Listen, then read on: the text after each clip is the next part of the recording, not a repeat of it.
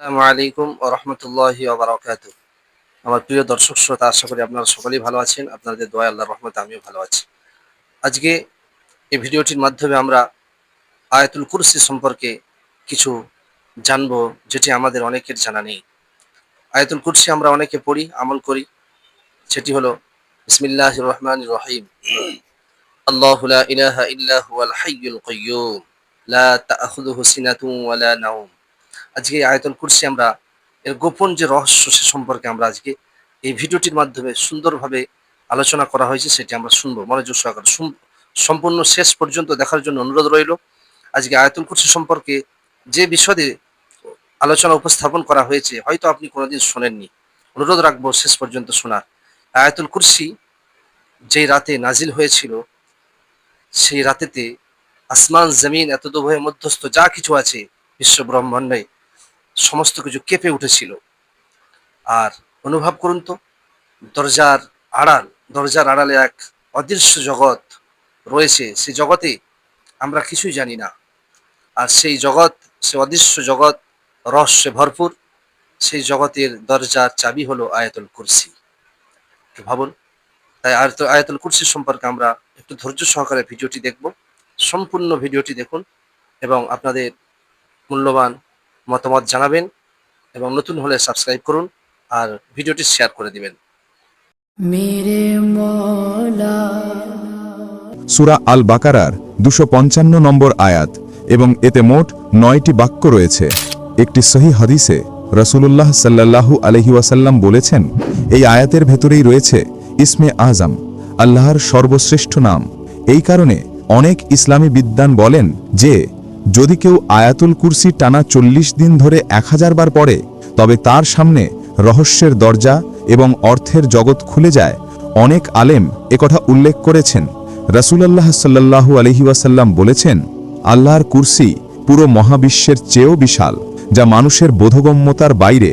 কিন্তু আল্লাহর আরশের সঙ্গে তুলনায় কুরসি একটি বিশাল মরুভূমির মধ্যে ছুঁড়ে ফেলা ছোট একটি নাল ঘোড়ার নালের মতোই ক্ষুদ্র। আয়াতুল কুরসি আল্লাহর কুরসি, তার আরশ, তার ক্ষমতা, তার জ্ঞান, তার নিয়ন্ত্রণ, তার চিরজীবন, তার সত্তা এবং তার শেষহীন শক্তির বর্ণনা দেয়।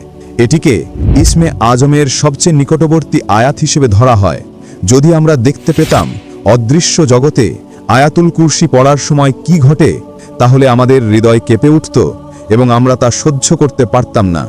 আয়াতুল কুরসি সম্পর্কে এমন কিছু হাদিস আছে যা অন্য আয়াতগুলোর তুলনায় একে আলাদা করে তুলে ধরে। আবু হুরায়রা রাদিয়াল্লাহু আনহু বলেন, রাসূলুল্লাহ সাল্লাল্লাহু আলাইহি ওয়াসাল্লাম আমাকে সদকার খেজুরের ভাণ্ডারের দায়িত্ব দিয়েছিলেন। খেজুর কমে যাচ্ছিল, কিন্তু আমি বুঝতে পারছিলাম না কে এগুলো নিয়ে যাচ্ছে। এক রাতে আমি পাহারা দেওয়ার সিদ্ধান্ত নিলাম। হঠাৎ দেখি একটা জীব, আকারে প্রায় বড় বাচ্চার মতো। আমি তাকে সালাম দিলাম, সে সালামের জবাব দিল। আমি জিজ্ঞেস করলাম, তুমি কি জিন না মানুষ? সে বলল, আমি জিন। আমি বললাম, তোমার হাত দাও। সে হাত বাড়ালো। হাতটা ছিল কুকুরের থাপার মতো, আর লোমও ছিল কুকুরের মতো। আমি জিজ্ঞেস করলাম, জিন কি এভাবেই সৃষ্ট? সে বলল, জিনদের মধ্যে আমার চেয়ে কুৎসিত আর কেউ নেই। আমি জিজ্ঞেস করলাম, তাহলে তুমি কেন এসেছো? সে বলল, আমি অভাবী, গরিব, কঠিন পরিস্থিতিতে আছি। আমি তাকে বিশ্বাস করলাম, তাকে কিছু খাবার দিলাম এবং ছেড়ে দিলাম। সে প্রতিশ্রুতি দিল, আমি আর আসব না। সকালে রাসূলুল্লাহ সাল্লাল্লাহু আলাইহি ওয়াসাল্লামের কাছে গেলে তিনি জিজ্ঞেস করলেন, হে আবু হুরায়রা, গতরাতে যে লোকটিকে ধরেছিলে তার কি হলো? এর অর্থ নবীজি আগেই ঘটনা জেনে রেখেছিলেন। আমি সব বললাম এবং জানালাম আমি তাকে ছেড়ে দিয়েছি। নবীজি সাল্লাল্লাহু আলাইহি ওয়াসাল্লাম বললেন, সে তোমাকে মিথ্যা বলেছে, সে আজ রাতে আবার আসবে। দ্বিতীয় রাতে ঠিক নবীজি সাল্লাল্লাহু আলাইহি ওয়াসাল্লাম যেমন বলেছিলেন, জিনটি আবার এলো, আবারও চুরি করতে। আমি তাকে ধরে ফেললাম। সে অনেক অনুনয়ে বিনুনয় করল, শপথ করল। আমি শেষে আবার তাকে ছেড়ে দিলাম। সকালে নবীজি সাল্লাল্লাহু আলাইহি ওয়াসাল্লাম আবার বললেন, সে আবার তোমাকে মিথ্যা বলেছে, সে তৃতীয় রাতেও ফিরে আসবে। তৃতীয় রাতে জিনটি আবার এলো। আমি এবার বললাম, তুমি মিথ্যা বলছো, আজ তোমাকে আমি ছাড়ব না। তখন জিনটি বুঝল আর কোনো পথ নেই। সে বলল, যদি আমাকে ছাড়েন, আমি আপনাকে এমন একটি শক্তিশালী রহস্য জানাবো যা আপনার খুব উপকারে আসবে। আমি বললাম, বলো। সে বলল, যখন আপনি রাতে শুতে যাবেন তখন আয়াতুল কুরসি থেকে এই অংশটি পড়বেন, আল্লাহু লা ইলাহা ইল্লা হুয়াল হাইয়ুল কাইয়ুম। এটি যদি পড়েন তবে আল্লাহ একজন ফেরেশতাকে পাঠাবেন, যিনি সকাল পর্যন্ত আপনার সঙ্গে পাহারা দেবেন এবং কোনো শয়তান আপনার কাছেও আসতে পারবে না। সকালে আবু হুরায়রা রাদিয়াল্লাহু আনহু যখন নবীজি সাল্লাল্লাহু আলাইহি ওয়াসাল্লামকে এ কথা বললেন, নবীজি সাল্লাল্লাহু আলাইহি ওয়াসাল্লাম বললেন, সে আজ সত্য কথা বলেছে, যদিও সে সাধারণত মিথ্যাবাদী। এটি একটি সহিহ হাদিস এবং অত্যন্ত আশ্চর্যজনক একটি ঘটনা। যে ব্যক্তি এই আয়াত পড়ে, আল্লাহ তার জন্য একজন ফেরেশতা পাঠান, যিনি সকাল পর্যন্ত তাকে শারীরিক এবং আধ্যাত্মিক ক্ষতি থেকে রক্ষা করেন। এছাড়াও শয়তান তার কাছে আসতে পারে না, একটি সুরক্ষার প্রাচীর তাকে ঘিরে ফেলে। আরও একটি হাদিসে আয়াতুল কুরসির মহত্ব সম্পর্কে এসেছে। রাসূলুল্লাহ সাল্লাল্লাহু আলাইহি ওয়াসাল্লাম বলেছেন, সূরা আল বাকারার প্রতিটি আয়াত নাজিল হয়েছে ৮০ জন ফেরেশতার সঙ্গে, আর আয়াতুল কুরসি এসেছে আল্লাহর আরশের নিচ থেকে। এখন প্রশ্ন, কুরসি এবং আরশ কি? আয়াতটিতে যে কুরসি এবং আরশ উল্লেখ আছে সেগুলোর অর্থ কি? কুরসি শব্দের অর্থ হল চেয়ার বা সিংহাসন।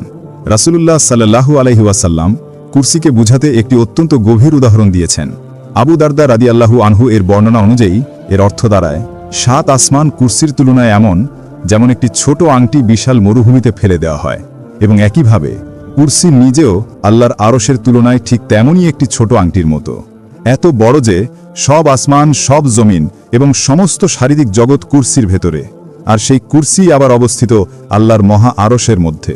এটি বুঝতে চাইলে এমন কল্পনা করুন, আপনি যে ঘরে বসে আছেন এটিকে কল্পনায় বড় করতে থাকুন। ঘর, ভবন, পাড়া, শহর, দেশ, পৃথিবী, সৌরজগৎ, মিল্কি ওয়ে গ্যালাক্সি। মিল্কি ওয়েতে আছে প্রায় ৪০০ বিলিয়ন তারা।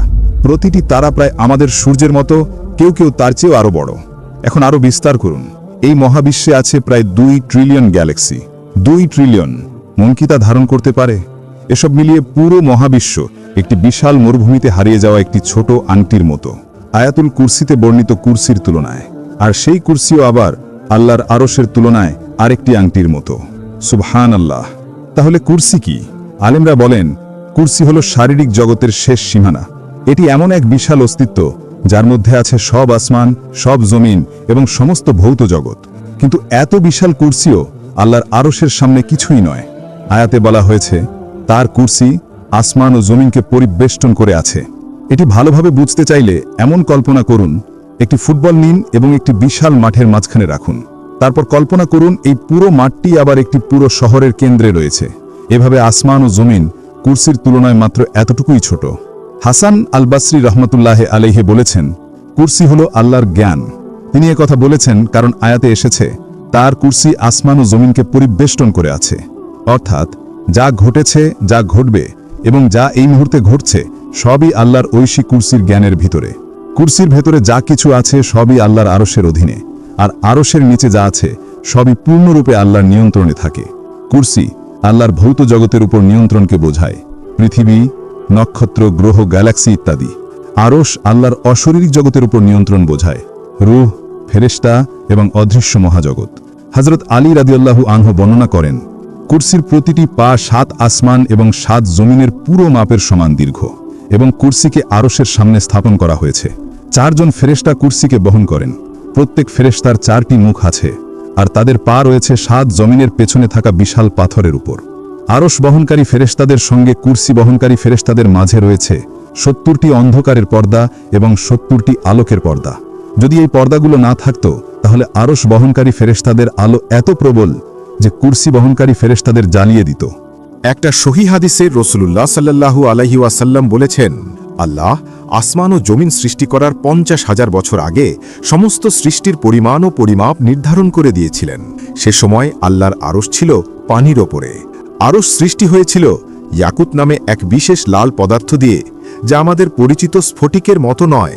এর এক প্রান্ত থেকে অন্য প্রান্ত পর্যন্ত দূরত্ব ৫ মিলিয়ন বছরের যাত্রাপথের সমান।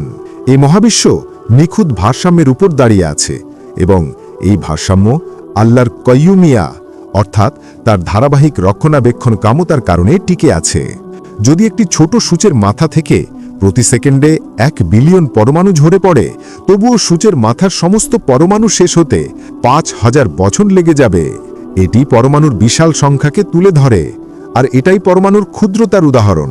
একজন সৎ হৃদয়ের মানুষ যদি এই অসংখ্য পরমাণুর শৃঙ্খলা ও সামঞ্জস্য পর্যবেক্ষণ করে এবং উপলব্ধি করে যে আল্লাহ তাদের টিকিয়ে রেখেছেন, তাহলে তার হৃদয় কেঁপে উঠবে এবং সে আল্লাহর সৃষ্টিকর্মে মুগ্ধ হবে।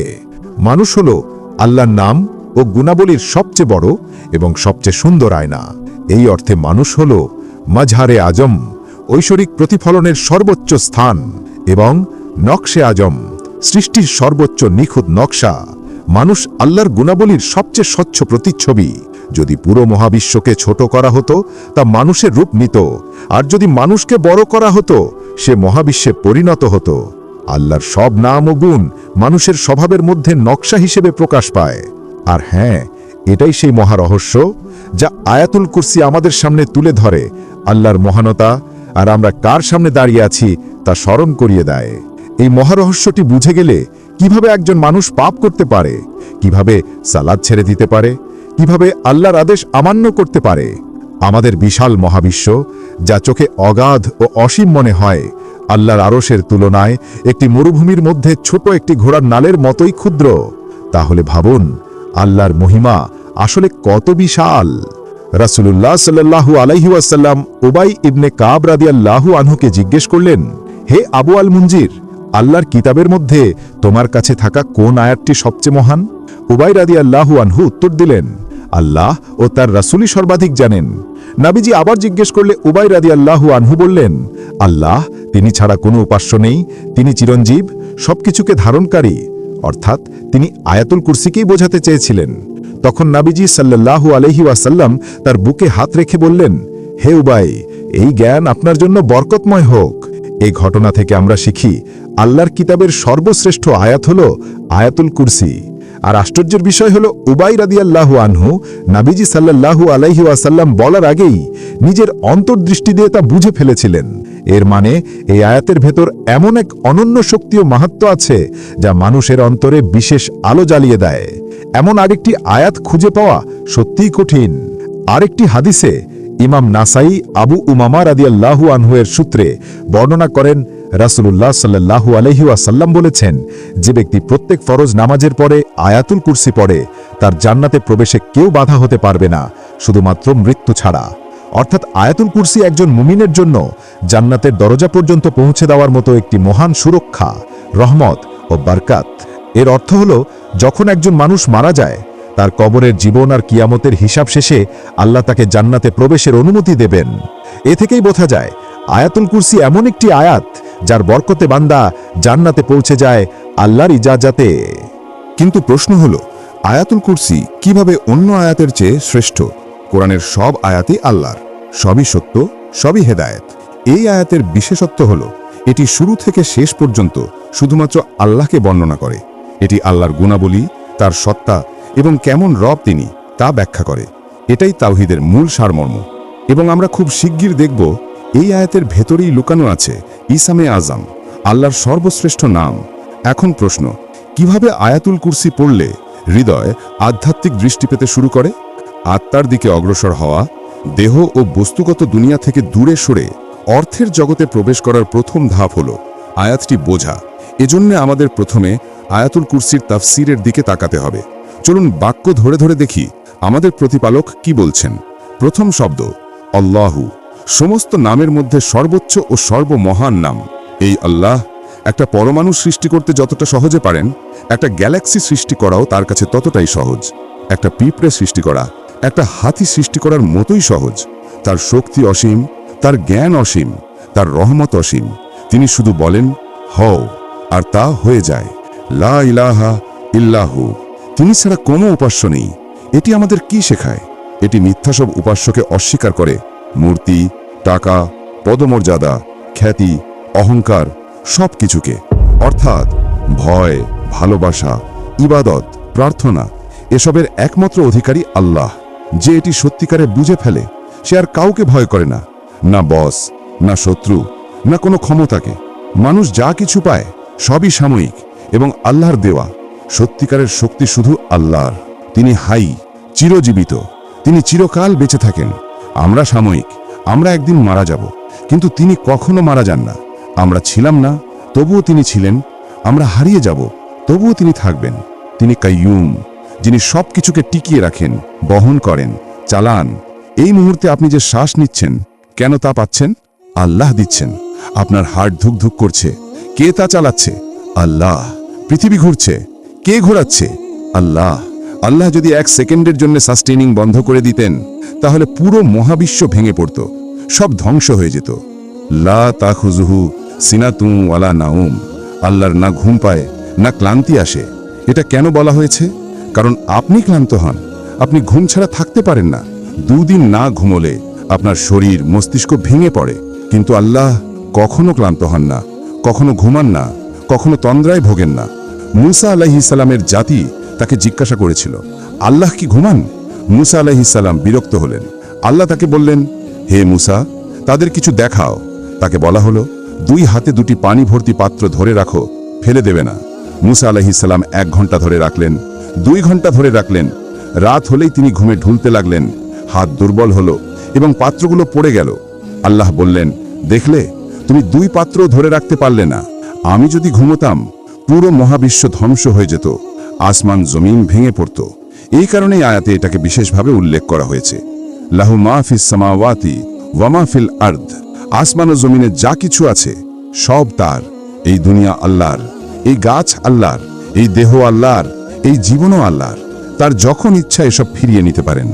বাস্তবে কিছুই আপনার না, আপনি শুধু আমানতের রক্ষক। একদিন আপনাকে সমস্ত নিয়ামতের হিসাব দিতে হবে।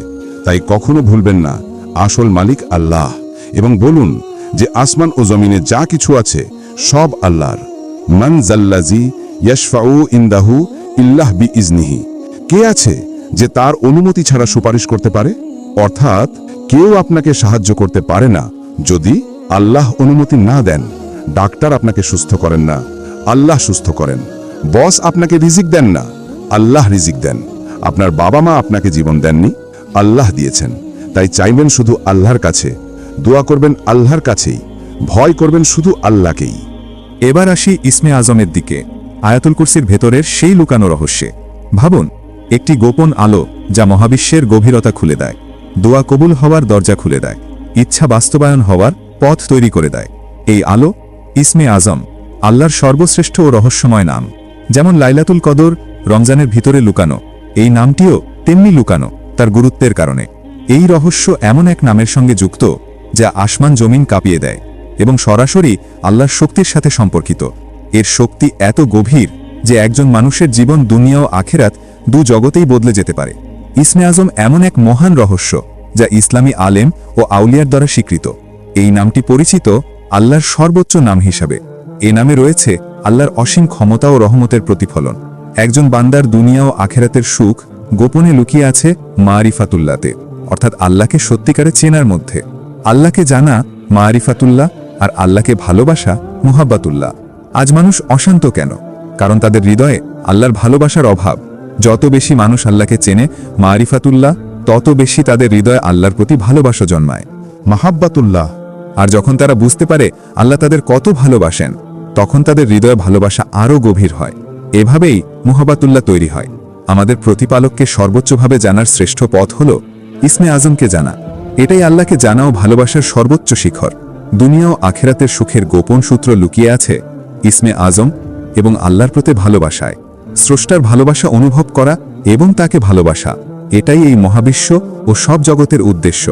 শত শত বছর ধরে আলেম ও রুহানিয়াত অনুসন্ধানীরা এই বিষয়টি নিয়ে চিন্তা করেছেন, আর করবেই না কেন? কারণ এই দুনিয়া, আখেরাত ও সব জগৎ সৃষ্টি হওয়ার মূল কারণ হচ্ছে আল্লাহকে জানা ও ভালোবাসা। কিছু আলেম বলেন ইসমে আজম আল্লাহর ৯৯টি সুন্দর নামের একটি বা একাধিকও হতে পারে, কিন্তু কোনটি এটি স্পষ্টভাবে প্রকাশ করা হয়নি। এই অনিশ্চয়তাই ইসমে আজমের রহস্য ও আধ্যাত্মিক মূল্য বাড়িয়ে দেয়। কারণ মূল্যবান জিনিস সবসময় লুকানো থাকে, যেমন লাইলাতুল কদর রমজানের মধ্যে লুকানো হিকমতের কারণে। ইসমে আজম কেবল কিছু শব্দ নয়। ইবন আরবির মতো মহান সুফি আলেমরা বলেন এই নামের ভেতর আল্লাহর নামগুলোর সবচেয়ে গভীর অর্থ লুকানো। এই গভীরতা শুধু জ্ঞান দিয়ে নয়, একটি পবিত্র ও আন্তরিক হৃদয় দিয়েই বোঝা যায়। ইসমে আজমকে জানা মানে শুধু নাম জানা নয়, সেই নামের অর্থ অনুযায়ী জীবনযাপন করা।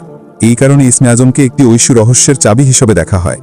ইসলামী আলেমরা চেষ্টা করেছেন বুঝতে কেন এই নাম এত বড় রহস্য। ইবনে আরবির মতে এই নাম মানুষের আল্লাহর সাথে সংযোগকে শক্তিশালী করে। তাই ইসমে আজম শুধু একটি চাবি নয়, বরং হৃদয়ের গভীরে লুকানো একটি অত্যন্ত মূল্যবান রত্ন। অনেক ইসলামী আলেম বলেন, সাধারণ মানুষের জন্য ইসমে আজম জানা কঠিন, কিন্তু অসম্ভব নয়। এটি জানতে পারেন নবী, ওয়ালি, আলেম এবং আল্লাহর প্রিয় বান্দারা। ইসমে আজম দিয়ে করা দোয়া কবুল হয়, ইচ্ছা পূর্ণ হয়। যে ব্যক্তি এই নাম জানেন তিনি অসাধারণ কাজও করতে পারেন। উদাহরণ হিসাবে সূরা নামলে বলা হয়েছে, সুলাইমান আলাইহিসসালামের দরবারে যে ব্যক্তি কিতাবের জ্ঞান রাখতেন তিনি বিলকিসের সিংহাসন চোখের পলকে এনে ফেলেছিলেন ইসমে আজমের সাহায্যে। কিন্তু আজও আলেমদের মতভেদ আছে আল্লাহর কোন নামটি প্রকৃত ইসমে আজম। আবু হানিফা রাহমাতুল্লাহ আলাইহি বলেছেন, ইসমে আজম কুরআনের কিছু নির্দিষ্ট আয়াতের মধ্যে লুকানো। আয়াতুল কুরসি ও সূরা ফাতিহার গভীর অর্থে এই নামের প্রভাব দেখা যায়। আবু হানিফার মতে এই লুকানো রহস্য আসলে পুরো কুরআনের সারাংশ। ইসমে আজমের হিকমতে পৌঁছানোর জন্য মানুষকে কুরআনের আয়াতগুলোর গভীর অর্থ বুঝতে হবে, কিন্তু শুধু পড়লেই হবে না। এটির জন্য প্রয়োজন গভীর চিন্তা এবং মনের পরিশুদ্ধতা।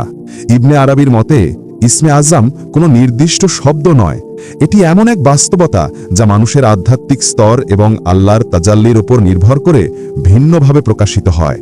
তিনি বলেন, আল্লাহর প্রতিটি নাম সৃষ্টির সামনে এক একটি মুখ, কিন্তু ইসমুল আজম এই সব মুখের ঊর্ধ্বে থাকা মূল সত্তা। কোনো মানুষ যখন তার রবের সবচেয়ে নিকটে পৌঁছালে এই নাম তার সামনে প্রকাশ পায়, এবং এই নাম দিয়ে করা দোয়া মানুষের মনোভাব এবং আন্তরিকতার উপর ভিত্তি করে আকার ধারণ করে। ইমাম গজ্জালী রাহমাতুল্লাহ আলাইহি বলেন, ইসমে আজম হল দোয়া কবুল হওয়ার সবচেয়ে শক্তিশালী নাম। কিন্তু শুধু এই নাম মুখে বললেই হবে না, মানুষকে তার নফসকে পরিশুদ্ধ করতে হবে এবং আল্লাহর কাছে সম্পূর্ণ সমর্পিত হতে হবে। গজ্জালী বলেন, যদি কেউ ইসমে আজম শিখতে চায় তবে তাকে প্রথমে নিজের অন্তরকে পরিষ্কার করতে হবে, কারণ এই নামের প্রতিধ্বনি শুধু একটি পবিত্র হৃদয়ে ধ্বনিত হয়। তার রচনাগুলোতে তিনি বলেন, মানুষ যখন আল্লাহর সবচেয়ে কাছে থাকে সেই মুহূর্তে ইসমে আজম একটি আলোর মতো প্রকাশিত হয়। ইসমে আজম এত গুরুত্বপূর্ণ কেন? কারণ আল্লাহর সৌন্দর্যগুলো উপলব্ধি না করলে তাকে সত্যিকারে জানা বা ভালোবাসা সম্ভব নয়। ইসমে আজম আমাদেরকে আল্লাহকে সর্বোত্তমভাবে জানতে সাহায্য করে, আর সেখান থেকেই জন্ম নেয় মারিফাতুল্লাহ, অর্থাৎ আল্লাহকে জানা। তারপর আসে মাহাব্বাতুল্লাহ, আল্লাহকে ভালোবাসা। যখন এই মাহাব্বাতুল্লাহ হৃদয়ে প্রবেশ করে একজন মানুষের পুরো জীবন বদলে যায়। কেন? কারণ যখন কেউ প্রথমবার উপলব্ধি করে আল্লাহ তাকে কত ভালোবাসেন, তখন তার হৃদয়ে কেঁপে ওঠে, চোখে পানি আসে এবং ভাবতে থাকে, যাকে আমি ভালোবাসি আমাকে তার সন্তুষ্টি অর্জন করতেই হবে। মারিফাত ছাড়া ইবাদত শুধু অভ্যাসের মতো লাগে। মারিফাত ছাড়া নেক আমল শুধু সওয়াব ও জান্নাতের আশায় করা হয়। এটিও ভালো, কিন্তু যখন আরও বড় কিছু সম্ভব, শুধু জান্নাতের দাস হয়েই কেন থাকব? আল্লাহকে সন্তুষ্ট করার সর্বোত্তম পথ কোনটি? ইসলামের আলেমরা বলেন, আল্লাহর নামগুলোর মধ্যে সবচেয়ে বড় ভাগ রয়েছে রাসূলুল্লাহ সাল্লাল্লাহু আলাইহি ওয়াসাল্লামের অনুসরণে। এই কারণেই কোরআন বলে, বলুন, যদি তোমরা আল্লাহকে ভালোবাসো তবে আমাকে অনুসরণ করো। তাই যত বেশি আমরা আল্লাহকে জানি তত বেশি আমরা তাকে ভালোবাসি, আর যত বেশি আমরা তাকে ভালোবাসি তত বেশি আমরা রাসূলুল্লাহ সাল্লাল্লাহু আলাইহি ওয়াসাল্লামের মতো হতে চাই, কারণ তার জীবনই ছিল আল্লাহর নাম ও গুণাবলীর জীবন্ত প্রতিফলন। আমরা এই বিষয়গুলো নিয়ে পড়াশোনা করি ঠিক এই কারণে, যেন আমরা রাসূলুল্লাহ সাল্লাল্লাহু আলাইহি ওয়াসাল্লামের চরিত্র অনুসরণ করতে পারি। মানুষ হওয়ার সবচেয়ে মধুর ব্যাপার হলো আল্লাহর নামগুলোর ভেতরে লুকানো সৌন্দর্যের স্বাদ পাওয়া। এটি আবিষ্কার করা একজন মানুষের সবচেয়ে বড় উদ্দেশ্য হওয়া উচিত। এখন আসুন আল কাইয়ুম নামটি দেখি, যা অনেক আলেমের মতে ইসমে আজমের অংশ হতে পারে। আল্লাহ মহাবিশ্ব সৃষ্টি করেছেন এবং সবকিছু তার উপরই বিদ্যমান। সৃষ্টি টিকে থাকা ও চলা সবই তার ক্ষমতার উপর নির্ভরশীল। সূরা রহমানে বলা হয়েছে, আল্লাহ প্রতিটি মুহূর্তে কিছু না কিছু কাজে ব্যস্ত আছেন। সূরা আল বুরুজে বলা হয়েছে, তিনি যা চান, যেভাবে চান সেভাবেই করেন। সূরা আল রুমে বলা হয়েছে, তিনি যাকে চান সৃষ্টি করেন, যেভাবে চান সৃষ্টি করেন। সূরা আল ইয়াসিনে বলা হয়েছে, সমস্ত আদেশ তার হাতেই। আর সূরা আল রুমের আরেকটি আয়াতে বলা হয়েছে, আল্লাহর রহমতের নিদর্শনগুলো দেখো, তিনি কিভাবে মৃত পৃথিবীকে আবার জীবিত করে তোলেন। এ থেকে আমরা দুটি রহস্য বুঝি। এক, আল্লাহ তার সৃষ্টিশিল্পকে ভালোবাসেন, তিনি তা দেখান, গড়েন ও প্রকাশ করেন।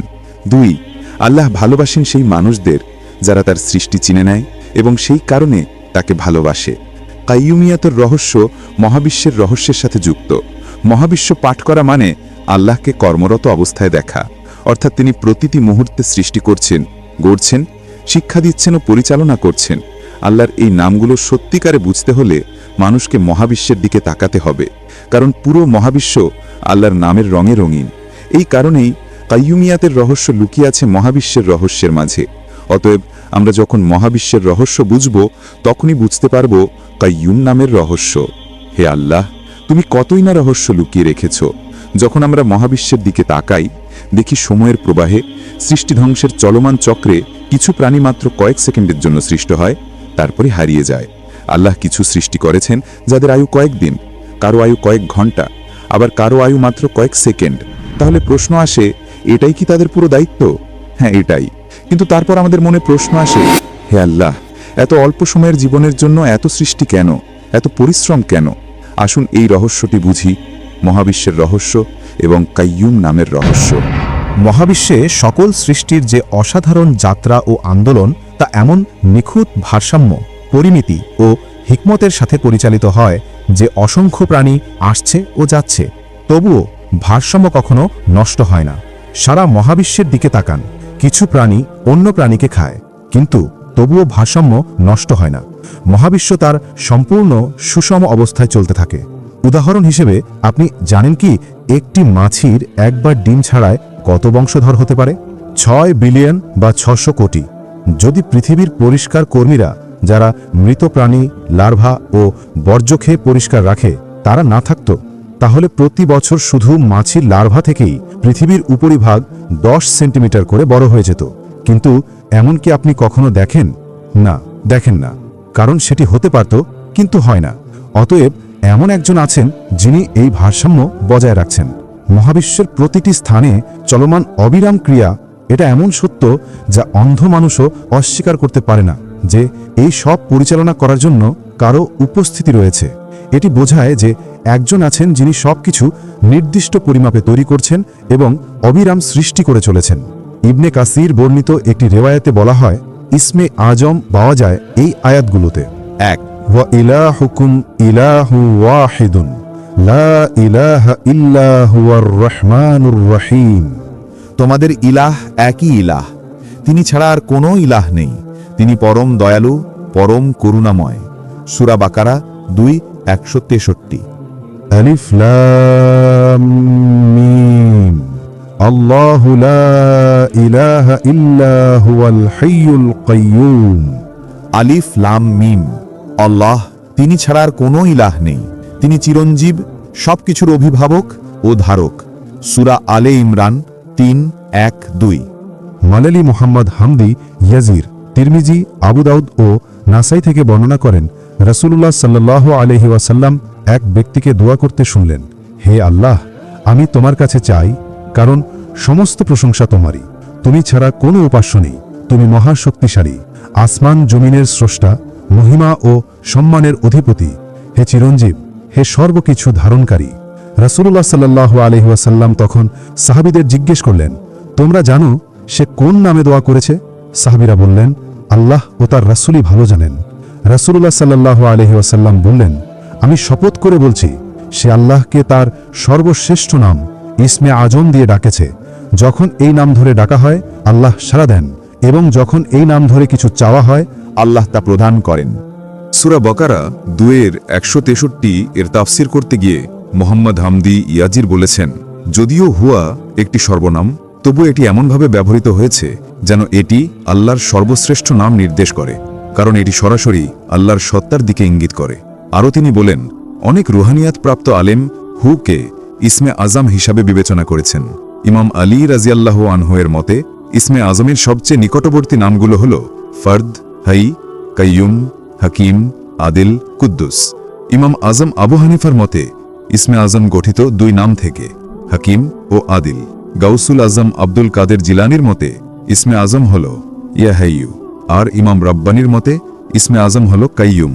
আর বহু বুজুর্গ আলেম নিজেদের রুহানি অভিজ্ঞতা অনুযায়ী ভিন্ন ভিন্ন নামকে ইসমে আজম বলেছেন।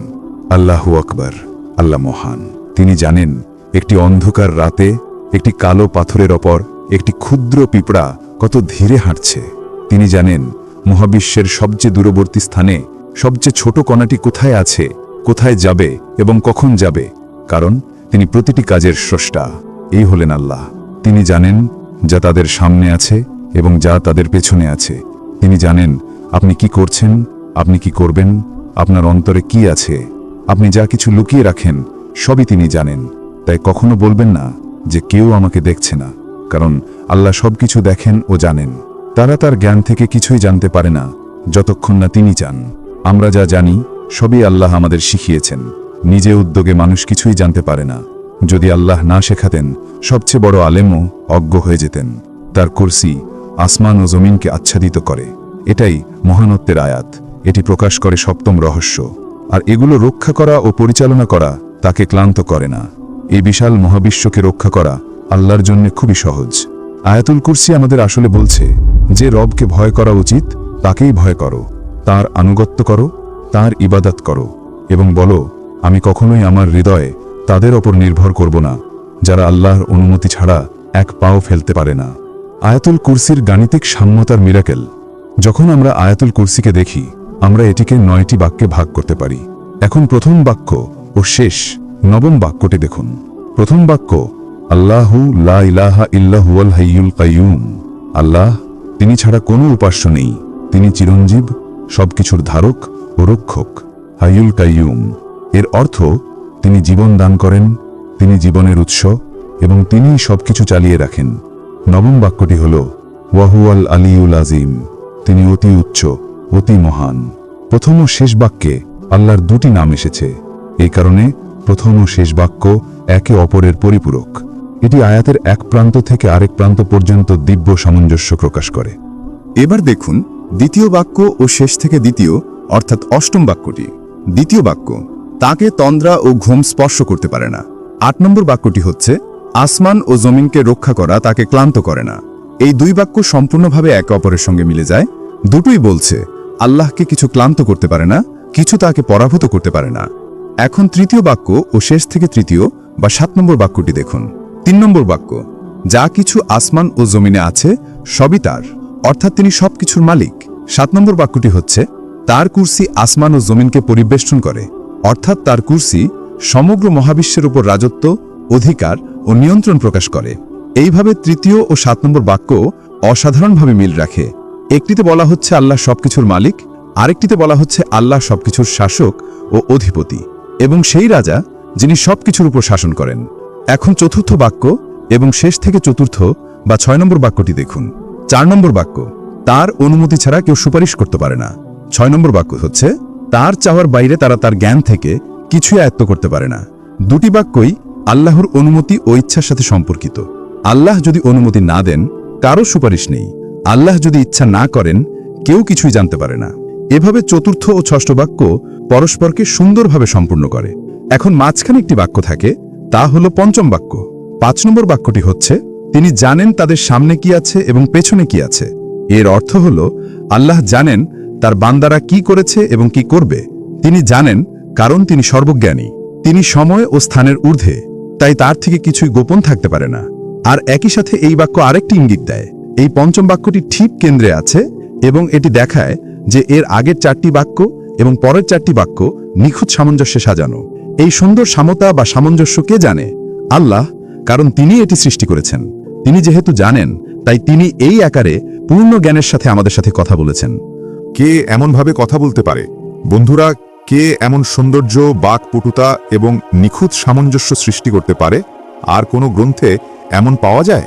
যখন আমরা পুরো সূরা আল বাকারা দেখি তখন দেখি এটিও 9টি প্রধান বিষয় বিভক্ত এবং এই 9টি বিষয়ও পরস্পরের সঙ্গে 1 থেকে 9, 2 থেকে 8, 3 থেকে 7, 4 থেকে 6 হিসেবে সামঞ্জস্যপূর্ণ।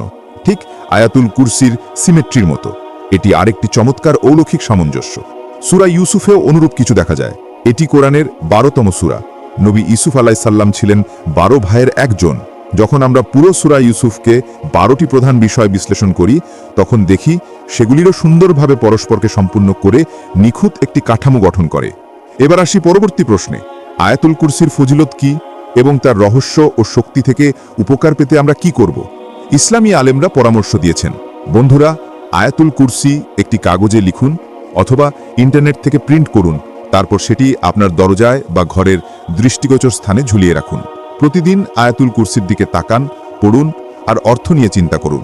আপনি দেখবেন আপনার ঘরে যে বরকত, শান্তি ও প্রশান্তি প্রবেশ করবে তা ভিন্ন মাত্রার হবে। ভ্রমণে বের হওয়ার সময় বা বাইরে যাওয়ার আগে 7 বার পড়া সুন্নাহ হিসেবে বলা হয়েছে। এই আয়াতকে আয়াতুল কুরসি বলা হয় কারণ এতে আল্লাহর কুরসি উল্লেখ আছে। গভীর অর্থ ও বিশেষ গুণাবলীর কারণে এটি বরাবরই বিশেষ মনোযোগ পেয়েছে। অনেক উৎসে বলা হয়েছে সুরক্ষা, দোয়া কবুল, রোগ মুক্তি ইত্যাদির জন্য এটি পড়া উত্তম। কোরআনের কিছু আয়াতে ইসমে আজমের প্রভাব থাকে বলে বলা হয় এবং সেই আয়াতগুলো দোয়া কবুলের ক্ষেত্রে বিশেষ ভূমিকা রাখে। তার মধ্যে একটি আয়াত আয়াতুল কুরসির মধ্যেই রয়েছে। এই বরকতময় আয়াতগুলো পড়া যায় আল্লাহর সন্তুষ্টির জন্য, দুনিয়া ও আখেরাতের কল্যাণের জন্য, দুশ্চিন্তা থেকে মুক্তির জন্য, শয়তান এবং সব ধরনের অশুভ থেকে বাঁচার জন্য, জালেম ও শত্রুর হাত থেকে সুরক্ষার জন্য, ঋণ মুক্তির জন্য, হালাল রিজিকের জন্য, কোনো গুরুত্বপূর্ণ কাজের সফলতার জন্য। এই আয়াত হল আয়াতুল কুরসির প্রথম বাক্য।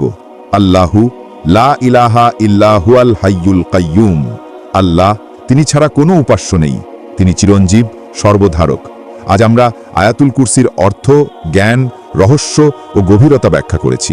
আল্লাহ আমাদের সবাইকে আয়াতুল কুরসির সমুদ্রের গভীরে প্রবেশ করার তৌফিক দিন।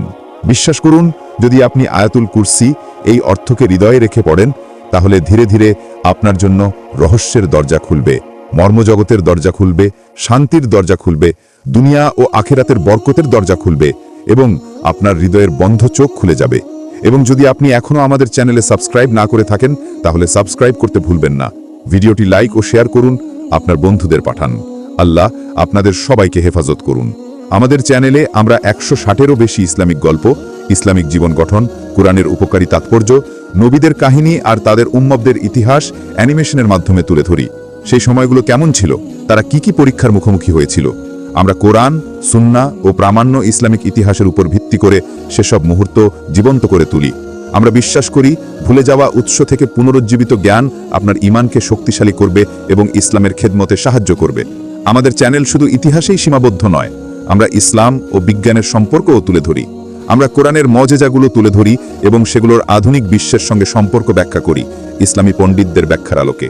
এইভাবে আমরা যুক্তির মাধ্যমে ঈমানকে শক্তিশালী করার লক্ষ্য রাখি। আমরা বিনীতভাবে অনুরোধ করছি, শুধু সাবস্ক্রাইব নয়, ভিডিওগুলো শেয়ার, লাইক ও কমেন্টও করুন। এতে আমরা আরও বেশি মানুষের কাছে পৌঁছাতে পারব। আপনার সমর্থন অত্যন্ত গুরুত্বপূর্ণ। মাত্র 1 ক্লিকেই আপনি এই মিশনে অবদান রাখতে পারেন। আপনি চাইলে কমেন্টে আপনার বিষয়ের প্রস্তাবও দিতে পারেন। আপনাদের প্রতিক্রিয়া আমাদের উৎসাহ দেয় এবং আমাদের চ্যানেলের ভবিষ্যৎ গঠন করতে সাহায্য করে। আল্লাহ আপনাদের সকলের প্রতি সন্তুষ্ট হন। তিনি যেন আমাদের এবং আমাদের প্রিয়জনদের একসাথে জান্নাত দান করেন। জীবন খুবই সংক্ষিপ্ত, প্রতিটি সেকেন্ড মূল্যবান। তাই ইসলামের জ্ঞান বাড়িয়ে ঈমানকে শক্তিশালী রাখাই আমাদের লক্ষ্য হওয়া উচিত। আমরা নিজেরাও প্রতিদিন 3 থেকে 4টি ইসলামিক ভিডিও বা বক্তৃতা দেখার চেষ্টা করি, যাতে আমরা ইসলামের পরিবেশের মধ্যেই থাকতে পারি। কারণ যদি আমরা সময়কে ভালো কিছুর মাধ্যমে পূর্ণ না করি, তাহলে ফাঁকা সময় গাফিলতি, অপ্রয়োজনীয় বিনোদন এবং পাপের দিকে টেনে নিয়ে যায়, যা আমাদের নামাজ এবং ঈমান থেকে দূরে সরিয়ে দেয়। এই কারণেই এ ধরনের ইসলামী চ্যানেলগুলো এত গুরুত্বপূর্ণ। আল্লাহ আপনাদের সবাইকে হেফাজত করুন। এখনই সাবস্ক্রাইব করুন এবং এসব অনুপ্রেরণামূলক গল্প মিস করবেন না।